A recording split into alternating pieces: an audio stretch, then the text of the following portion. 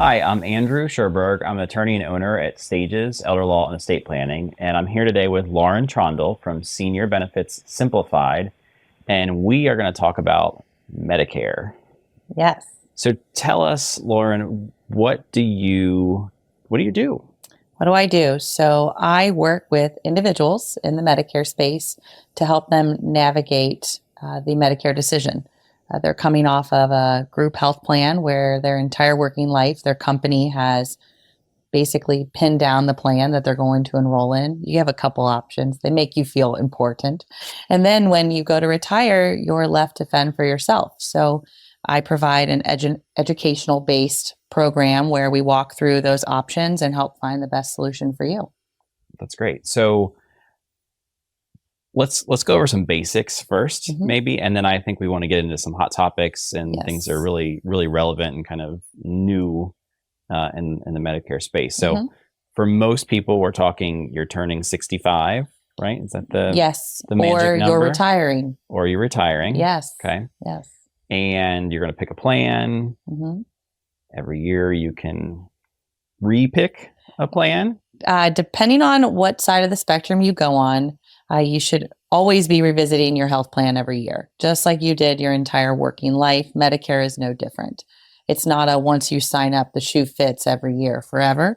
Life changes, your health changes, things change in the Medicare space. So it should be something that an individual is looking at every year. I wanted to make sure I got that point across because I think there's some people who sign up for that plan. You know, they get their Social Security, they sign up for their Medicare plan, and then they just sort of let it ride. And that's not always the best result for people. Life does change. I mean, lots of different things. Our health changes, medications change, lots of different things can change over time. Yes. And our insurance policy should be looked at. Yes. Yes. And without a true benefit guide or someone giving you an education every year about your policy, like you've had your whole working life, people are not tending to take the initiative always to review those plans until it's almost too late, where they go to utilize the plan and a copay has changed. A drug cost has gone up, which could have been possibly avoided if they would have reviewed their plan during the annual election period. And what is that annual election period? It's October 15th through December 7th, every single year. So that's the important time. So we're out of that for this year. So we are. You're in your plan this year, but October rolls around. It's time to start looking at that. Yes. How does that work? So if someone, says, you know what, Lauren's right, I need to look at things this year. Yep. How does that work with you? They call you, set an appointment? They call or set an appointment on our website. The initial consult is usually about an hour to an hour and a half. If it's a newer client who we want to make sure that we understand the full capacity of their health and their needs. And then we just have a conversation. The biggest thing that I always strive is when you leave my office or we get off the phone, that you understand your health care. As seniors, we need to work on being more understanding and an advocate for our healthcare, knowing how to navigate it, knowing how to use it, because no one else is going to do it for us. The doctors, the pharmacies, no one is going to tell you how your health plan works and how you can get the most benefits out of it if you don't understand it. So. Maybe I'm wrong about this, but I do feel like these plans have gotten more complicated over time, and it's not an apples to apples comparison sometimes. And so, I think it's critically important to have an expert on your side to help you navigate that and say, here's my situation. What's best? Which direction should I go? What's going to provide me the best coverage or save me the most money, or a combination of the two things? Yes. Based on where you're at that time. So that's great. Yes. Yeah. We see similar things, right, with elder law. It's it's not a one plan fits all. Don't just do it once and let it sit. You need to address these things from time to time, and it's great that there is that annual time to do it. Yes. Yes. What are some of the biggest problems maybe you see? Have you had situations where people have come to you and they haven't changed the plan for a long time, and are there negative results that kind of build up over time from not addressing it? Is it really strictly kind of a year to year problem? What do you see? The biggest concerns that you'll see are the prescription medications. So every year, insurance companies review the plan formularies, or how the drugs are going to be tiered. And if you have a client that is on a medication that 1 year slips between tier 2, which could be a lower copay or none, to a tier 3, you run the risk of seeing a larger copay or larger out-of-pocket expense when you go to fill your medications at your local pharmacy. The pharmacy isn't notifying you, hey, by the way, your health plan this year is going to have an increase. This drug is now going to be a tier 3 versus a tier 2. I would say that's probably the bulk of the concern. And then on the other side of the spectrum, you have Medicare Advantage plans that are copay based. So it's all copays, copays, copays. Those copays are constantly fluctuating. That's because these insurance companies are reallocating the money into other benefits. We've all heard of the grocery cards, the over-the-counter benefits. Those numbers go up and down each year based on where they've elected to allocate money. And if you're not knowledgeable in that change, then that could be something that impacts you as well. The other piece is on the Medicare Advantage side, the network. 1 year, your doctor could be in network. The next year, the doctor could say, I'm not accepting that plan anymore. Without knowing and looking at your plan every year, verifying that your providers are still in network, a specialist you want to see is still in your network, that is where some situations arise, because if you're on a certain plan, you may be paying for that visit at 100%. There is no insurance at that moment outside of your Medicare A and B. We've all seen the signs, right? I was just at my dentist's office last week, I guess it was, and there was a sign that they were no longer going to be in network for a certain provider. So yes, those things change over time. Even when you're not on Medicare, even on an employer provided plan, that kind of stuff happens. So yes, it's probably not an unfamiliar experience for people, but something that as on an employer provided plan, you might have had maybe some communication from the employer or the benefit provider that maybe you might not have when you're on your own, so to speak, with Medicare. So okay. Yeah. You mentioned Medicare Advantage plans, and maybe before we sort of get into the hot topics, I want to take one more step back. So explain this to me like I'm not in the business, right? So when I get to the point where I can go on Medicare for my health insurance, I have some choices I can make. And there's sort of initially two categories. Is that a good way to describe it? Between traditional Medicare plans and a supplemental plan versus an Advantage plan. Talk a little bit about that. A little bit. So when you go to retire and you go on to Medicare, you have A and B. You have to have those two to open the gates to the next level.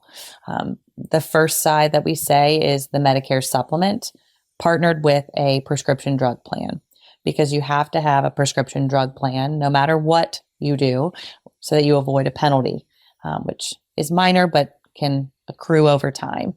So a supplement, the way it works is depending on which supplement you go on, there's many of them. Alphabet soup is what people say. It is going to result in you paying a monthly premium in addition to what you're paying for A and B. You're going to pay a monthly premium, but it's going to give you a little bit more coverage, guaranteed coverage, in the sense of knowing almost to a T what your out-of-pocket costs are going to look like for the year. There is also no network on a supplement. So you're shifting from a group health plan where you had a network, then on a supplement, you can go to any provider in the United States that takes Medicare for payment. Now, some of them are not always accepting Medicare even, but for the most part, no network. And then on top of that, you have to purchase a prescription drug plan. So you're paying for a supplement, and then you're going to pay for a prescription drug plan. And that usually is based on the medications you take. So if you're taking low tiered or generic medications, you're not going to see very high premiums, estimating. Whereas if you're on those more expensive medications, you could be paying more. So it just depends on that option. The other side of the spectrum is what you see all the commercials about. So if you're like, when is this season that I'm supposed to worry about? Turn on your TV. They'll be telling you about it more than I will. But it's a Medicare Advantage plan, and it has benefits of health and prescription drugs embedded in it. And the big draw to a Medicare Advantage plan is that $0 premium. I usually refer to it as the pay-as-you-go plan. If you go to the doctor, you may pay. If you go to the hospital, you may pay. If you go get an x-ray, you may pay. But if you're not utilizing any services and you're just living your life, you won't pay anything because there's no monthly premium. And it includes your drug benefit. So there's that piece embedded in there. With the Advantage plan, there's a network.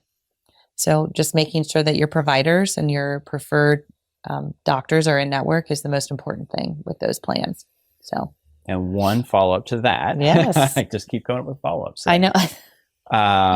There are some rules about switching back and forth from Advantage to sort of traditional plans. Yes. How does that work? Yes. So if you enroll in a Medicare supplement plan, you're new to Medicare and you decided to go into a Medicare supplement.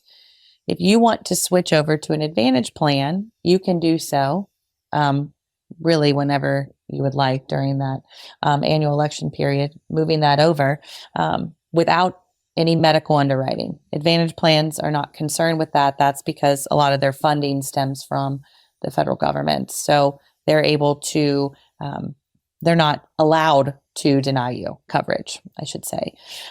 So if you are on a supplement, you go over to Advantage plan, you can do so at any time. If you go into Medicare and you enroll in an Advantage plan right away, if you later say, well, all my friends at Bingo have been talking about this supplement, I want to try it out. If you try to go over to a supplement, you can potentially, but there is medical underwriting. So they're going to ask you a slew of questions about your health. And if you answer no, or you're not sure, the insurance company could potentially deny you, or they could increase your rate so that you, because they know about the liability that you're going to be bringing to the plan. So, you can do it, or maybe you can't, depending on what's going on. But switching from Advantage to supplement is much harder than switching from supplement to Advantage. Great to know. Yes. And it sounds like, and I don't want to sound like I'm endorsing one over the other, because this is why people go to you, so that they can identify their, situation and know the best plan for them. But, I could see someone who was relatively healthy thinking, I'm going to go with an Advantage plan at first, and then something happens and they start maybe having more copays and they want to make that switch, but then it might be harder to make that switch at that point in time. Correct. Okay. Correct. All right. Lots to think about. This is why you bring in somebody to help you make these decisions and pick the right thing for you. Awesome. Yeah. Well, I know we wanted to talk about just some hot topics on the Medicare scene these days. So what's been on your mind? Hot topics. Well, I would say the number one thing on our minds right now, if you are a Medicare broker or you're working in this space, is the Inflation Reduction Act. For those that are paying attention, it was approved in 2022, and the goal of it was to help offset the American deficit. So you'll see plan in there for environmental improvements, energy, but then there's a large piece that is geared towards prescription drugs, specifically in the Medicare space. So it's an interesting statistic. 29% of individuals elect not to take certain medications when they're on Medicare because of the cost, or they half size their dosage amounts because of the cost. And I'm sure anyone watching this knows someone that this has potentially impacted. So what the plan is, and what has already started to happen, is they're starting to cut down on the out-of-pocket costs for Medicare beneficiaries. Okay, so for this year alone, in 2024, they got rid of the catastrophic phase of drug plans, which those used to be 5% paid for by Medicare beneficiaries. So when you entered catastrophic phase with prescription drugs, You then had to pay 5% of the retail cost of your medications for the remainder of the year. And what is the catastrophic phase again? So there's 4 phases with prescription drug plans. The first is the deductible. The second is the initial coverage phase. The third is the donut hole. My favorite part. And the fourth is the catastrophic phase. So the initial, the deductible is whatever the deductible is for that plan. For 2024, CMS regulated that the deductible could be no higher than $545. Okay. So you're paying, if you have prescriptions, you are pretty much paying that deductible. Yes, unless you're on 1 or 2 generic medications. But yes, so you're hitting that deductible, and then after that, it becomes a copay situation up to a certain threshold. For this year, it's $5,030. So that's all copay based, but that 5,000 number is reached by copays and retail cost of the medication, which if you're on expensive medications, that's not hard to get to. You can get there pretty quick. Then you're in the donut hole, and in the donut hole, you as the Medicare beneficiary are now paying 25% of the retail cost of the medication up to a certain dollar amount, which is $8,000 for this year. And normally before this year, then you would have entered catastrophic and you would be on the hook for 5% of your drug costs for the remainder of the year. However, we're starting to see the impacts of this act.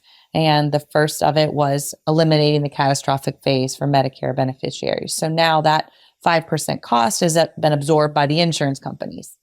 Okay, so that seems all well and good. But as we approach 2025, we need to start thinking about what the next phase looks like, because this is an act that is going to be phased out probably up through 2031. So we're going to see constant change every year.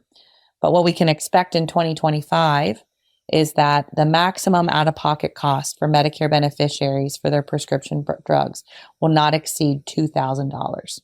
That's a big change. That's a big change. Big change. Are there going to be premium changes because of this? Are there other things we're seeing that people should know about? Well, it's going to be left up to the insurance companies for the most part. But what you need to understand is how things are working now and how things are going to be shifting. Okay. So right now, as we see it, 20% of the drug costs is absorbed by the carriers, insurance companies. Okay. While the rest has been absorbed by Medicare. Medicare that you've been paying into has been absorbing a lot of those costs. So, and then the remainder would be left to the Medicare beneficiary themselves to pay these large dollar amounts, which for many, you're reaching those high numbers because these prescriptions are very expensive. Now we're going to see this shift where 20% is going to be paid by Medicare. The drug manufacturing companies are coming in and saying, we're going to pay 20%. And then the carriers are now left with 60% of risk that they have to offset. So there's been a flip almost in who's got the risk here, from the government to the carriers. Yes, we're trying to pull ourselves out of deficit, but the money has to come from the carriers and then Medicare beneficiaries. But now with their maximum spending only being $2,000 for out-of-pocket drug costs, carriers have to start thinking about how they're going to mitigate the risk. They're going from 20% in 2024 to now 60% in 2025. So as a Medicare beneficiary, this is going to impact both sides of the equation. This is going to impact individuals on standalone drug plans, and this is going to impact individuals that are on Medicare Advantage plans. Because so across the board, no matter which pick you made, there's going to be impacts from this. Correct. We can sit here and speculate what they're going to do. It may be increased premiums. It may be more utilization of that deductible, whatever CMS comes out with, which is the Center for Medicare and Medicaid Services. Or we can see more of a coinsurance piece that may come into play versus copays, just because they need to ensure that they're getting that money. So some people might not understand the difference, coinsurance versus copay. What's the difference there? So copay is where there's a set dollar amount that you're responsible for paying when you go pick up your prescriptions. So your prescription copay is $5, $10, $20, whatever. Yes. Yeah. Whereas coinsurance, it becomes a percentage based on the retail cost of the medication. So if it's a 25% coinsurance, you're paying 25% of the retail cost of your medication, and the insurance company is absorbing the rest. The other piece that you have to think about is you're sitting here as an individual who maybe doesn't utilize your prescription drug benefits. Maybe you are on those generic medications. You're not on those high tiered drugs that are costing a lot of money. So you have to think about how they're going to offset this. So those individuals may see higher out-of-pocket costs, even though they're not high users of their plan, but we have to offset this large deficit. Yeah.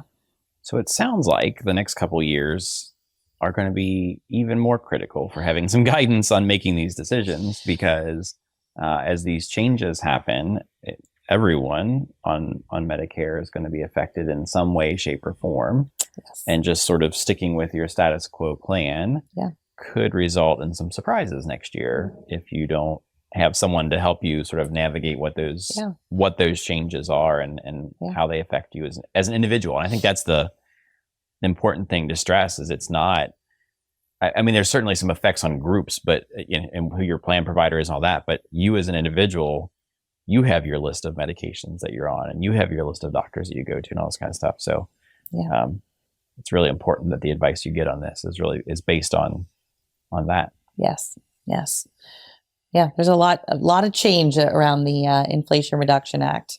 One last note, just because I have the audience, is the Medicare Prescription Premium Payment Program. So it's what it is going to be allowing an individual to do is, beginning in the annual election period, we're anticipating an individual can apply for this. And it's basically balance billing, which for those that don't know, you're going to submit your request. And as a result, versus paying for your medications when you pick them up at the pharmacy, the insurance company is actually going to send you an invoice. So say you're one of those individuals that you're sitting here going, well, $2,000 is better than $5,000 or whatever you've been paying year over year for those high dollar drugs. I know I'm going to reach that $2,000 rather than being hit heavy in the beginning of the year, which that's how it normally happens. You can actually balance bill it and apply for that. So you'll have the same amount that you're paying every single month to help you prepare your expenses. You know, we're looking at a demographic of people that are on a fixed income. Yes. Being able to prepare what that dollar amount's going to look like for your prescriptions is very important. So that is a really nice benefit to this program is giving Medicare beneficiaries the option to be able to allocate their bills and their prescription cost. It sounds very similar to what energy companies have done for a long time, because we know that, we can get those spikes in energy costs, particularly I think in the winter around here, sometimes in the summer, and you can get that sort of even billing there. So makes they brought a it to sense. healthcare. It's coming to healthcare now. I mean, it's, I think the interesting thing is, I mean, there are changes for sure. It sounds like there's some innovation, and for some people that may be beneficial. So that's a good thing. But again, these are things that need to be navigated with care and understood before you make changes, so that you don't end up in a situation where you have surprises next year. Yes, exactly. Well, what else? Is there anything else that we should be talking about or about Medicare? The other big piece is probably just preparing for, if we're talking to people, let's talk about just the state of Kentucky. Yeah. Because this is something that's happened this year. There is now something called the birthday rule, which may sound well and good, but it is, it allows individuals to change their Medicare supplements every year during their birthday month and a few months after. Without medical underwriting. So if you're on a supplement and you want to look at another supplement, previously you would not be able to move without medical underwriting. Now they have opened the door to doing this. Okay.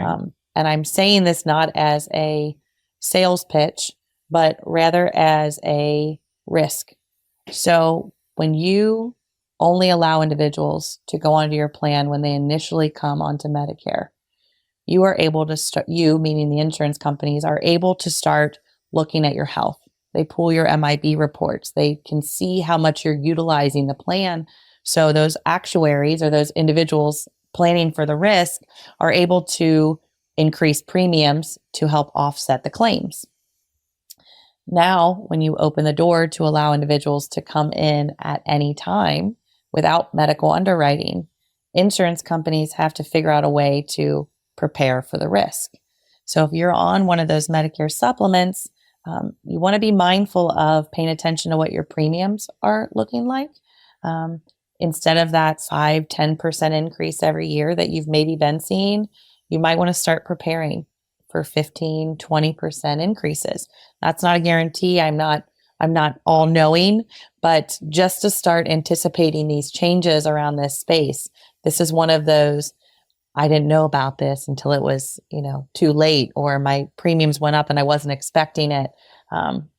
This new rule, while it sounds well and good, and it can be for many people that are paying large amounts of money for their plan and would like to look at other options, but for others, it may be some larger increases than they're used to seeing year over year. It reminds me a little bit of long-term care insurance from a couple decades ago. That long-term care insurance, it's not exactly the same situation, but the policies were sort of really rich, the benefits were really rich, and they didn't quite analyze the risk very well in that. Yeah.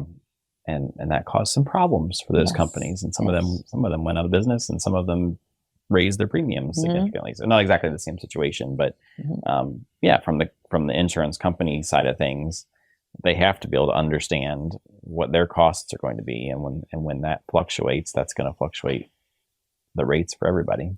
Correct. Correct. So those are the two big changes.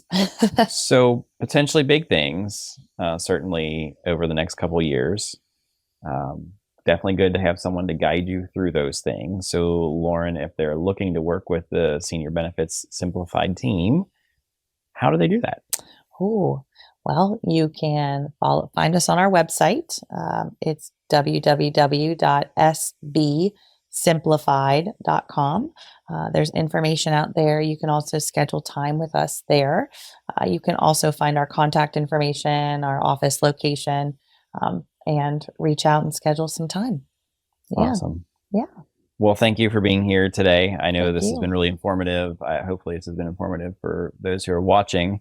Again, this is something that touches all of our seniors, and really, I think, a critically important topic.